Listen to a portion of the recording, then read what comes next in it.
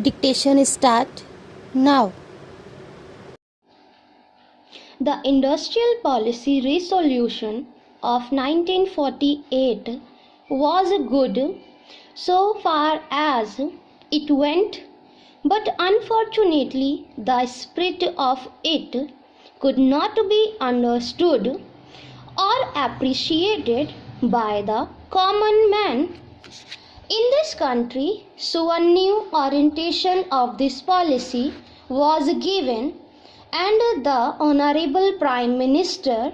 after his return from China, publicly declared that the future policy of the country, or rather the future pattern of society, will be the socialist pattern that was further emphasized by the resolution passed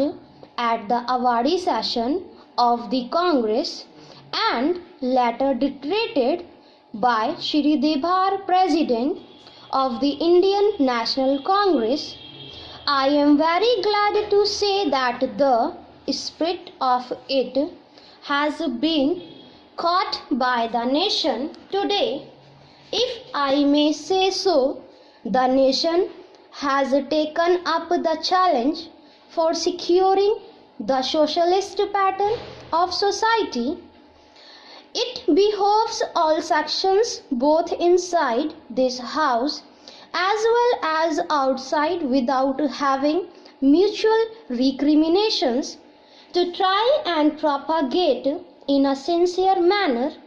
and establish the socialist pattern of society indicated by the statements of the great leaders of our country. It may be relevant and pertinent if I refer to a few sentences from the memorandum presented on the 4th June 1999 by our Prime Minister, who was the chairman of the All India Planning Committee, which came into existence when there was full autonomy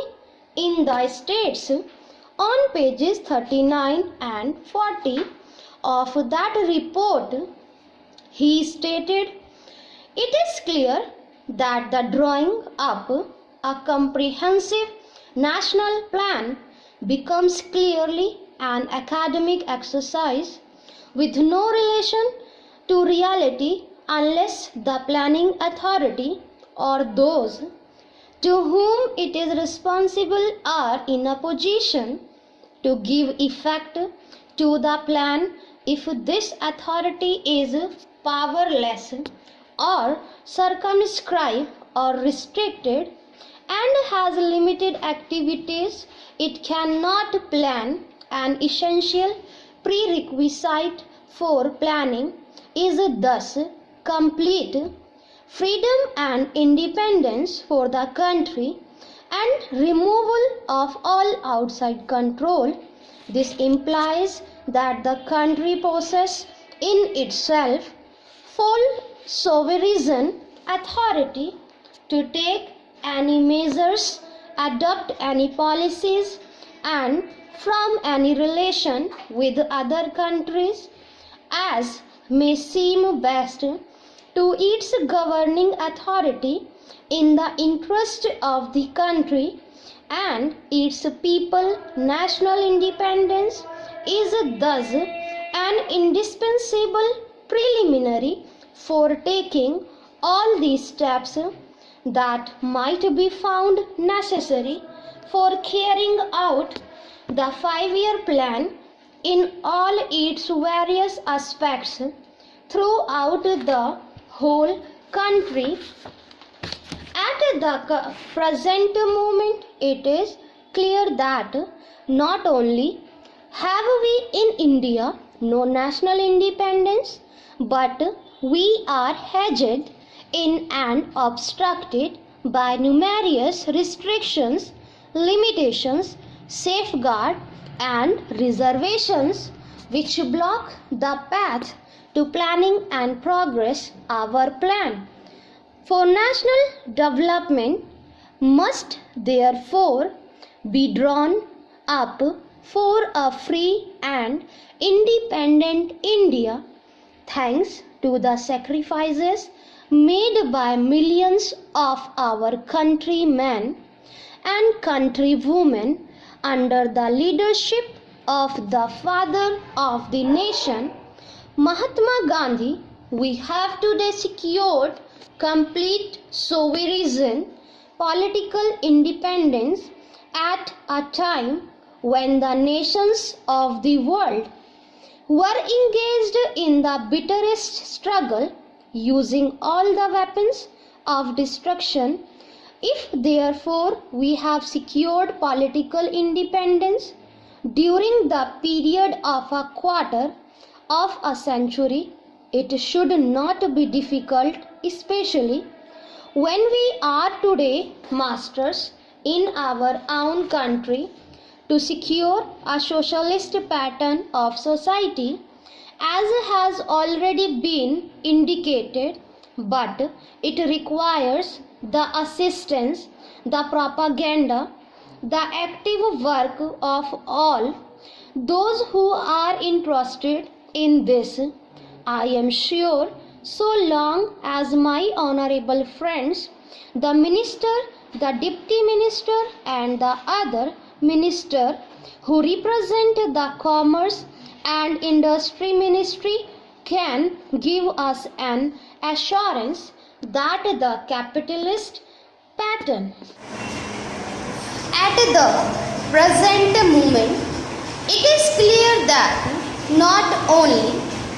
have we in India no national independence, but we are hedged in and obstructed by numerous restrictions, limitations, safeguard and reservations which block the path to planning and progress. Our plan for national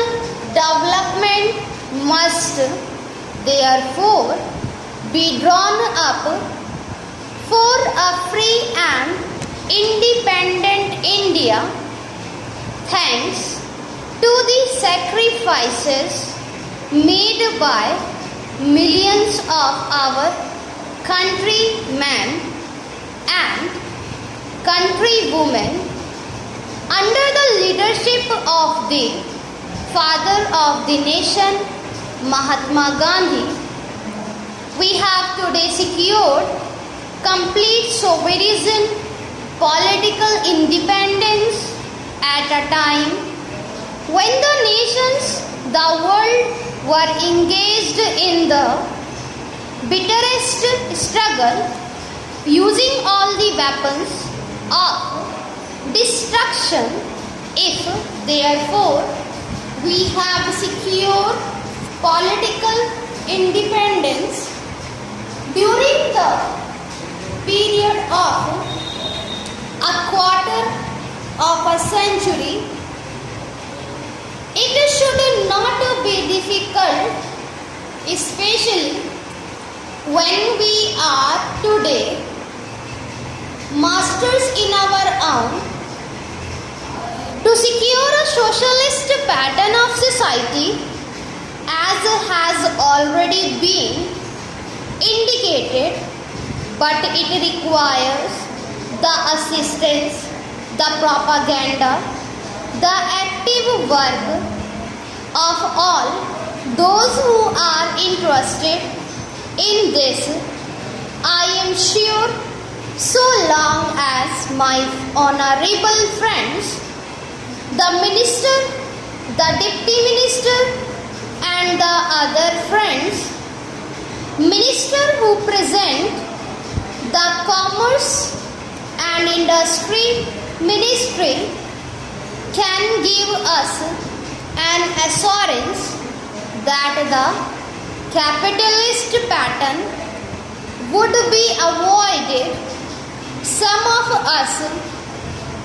believe in a 100% socialist democracy, given an undertaking that certainly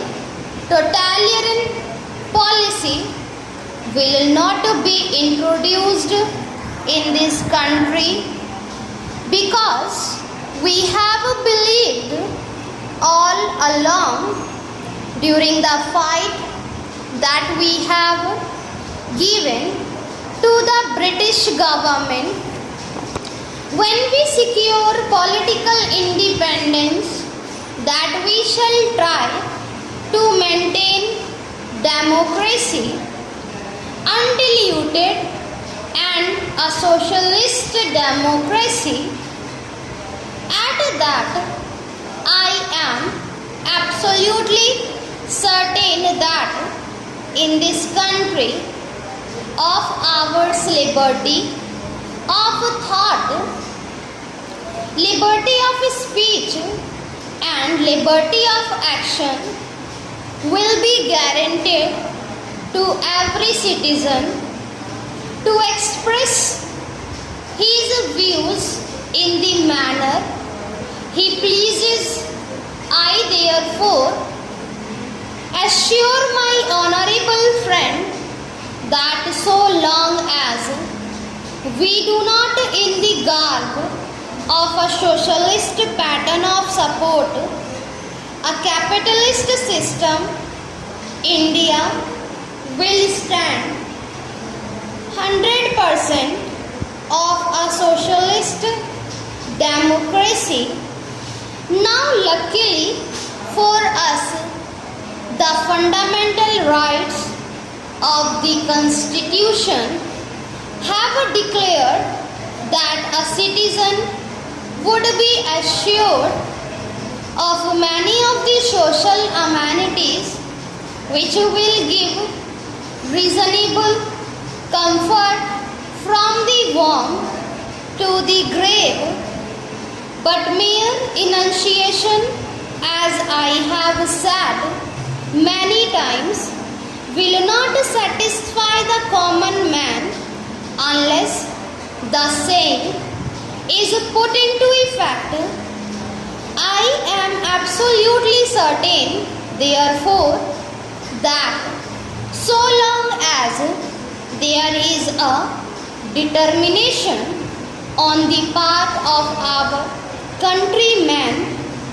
we will be in a position to secure a socialist pattern of society. It is not even possible to draw up a plan on any other basis.